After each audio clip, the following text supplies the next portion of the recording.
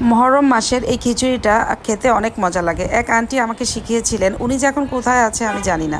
মহরমে উনি রান্না করে আমাকে দিয়েছিলেন, খেয়ে আমি এত মজা পেয়েছি, সাথে সাথে ওনাকে জিজ্ঞেস করি, তখন উনি আমাকে রেসিপিটা বলে দেন। এখানে ডাল লাগে কয়েক রকমের, তো দেখুন কিভাবে রান্না করতে হয়। এটা ভাতের চাল দিয়ে রান্না করতে হয়, আমি কাটারি ভোগ দিয়ে রান্না করেছি।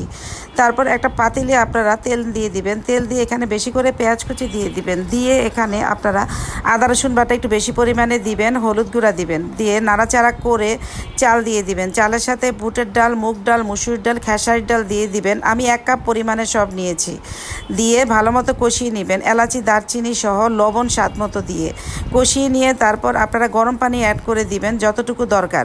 গরম পানি দিয়ে তারপর এখানে আমি মরিচ গুঁড়া এবং ধনিয়ার গুঁড়া দিয়ে দিয়েছি, দিয়ে ভালো মতো নাড়াচাড়া করে যখন পানি শুকিয়ে এসেছে তখন আমি এখানে গরুর মাংসটা দিয়ে দিয়েছি, দিয়ে নাড়াচাড়া করে ঢাকনা দিয়ে আমি দমে বসিয়ে রেখেছি। যখন খিচুড়িটা পারফেক্টভাবে হয়ে গেছে তখন আমি এটা নামিয়ে ফেলেছি।